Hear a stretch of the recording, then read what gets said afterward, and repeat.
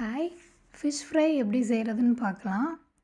Masala உதிராமல் shallow fry பண்ணி நம்ம எடுக்க போகிறோம். இப்போ தேவையான அளவு ஃபிஷ் எடுத்துக்கோங்க. நல்லா வாஷ் பண்ணி 2 table spoon chilli powder, 1/4 spoon மஞ்சத்தூள், 1/2 spoon pepper powder, 1/2 lemon juice, 5-6 பல்லு பூண்டு தோலோடு அப்படியே இடித்து ஆட் பண்ணிக்கோங்க. தேவையான அளவு சால்ட்டு போட்டு நல்லா மிக்ஸ் பண்ணி நம்ம 2 to 3 hours நல்லா மேரினேட் பண்ண விட்ருங்க. மேரினேட் ஆனதுக்கப்புறம் ஃப்ரை பண்ணிக்கலாம். இன்றைக்கி நான் டீப் ஃப்ரை பண்ணாமல் ஷாலோ ஃப்ரை பண்ணி எடுக்கிறேன். அகலமான கடாய் எடுத்துக்கோங்க. அப்போ தான் உங்களுக்கு ஷாலோ ஃப்ரை பண்ணுறதுக்கு ஈஸியாக இருக்கும்.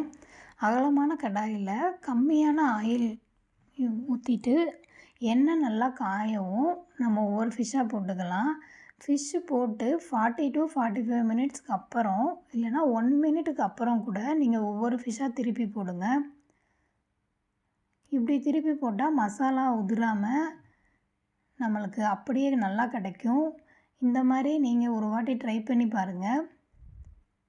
ஆயிலும் நம்ம அதிகமாக யூஸ் பண்ண போகிறதில்ல இந்த ஃபிஷ் ஃப்ரைக்கு.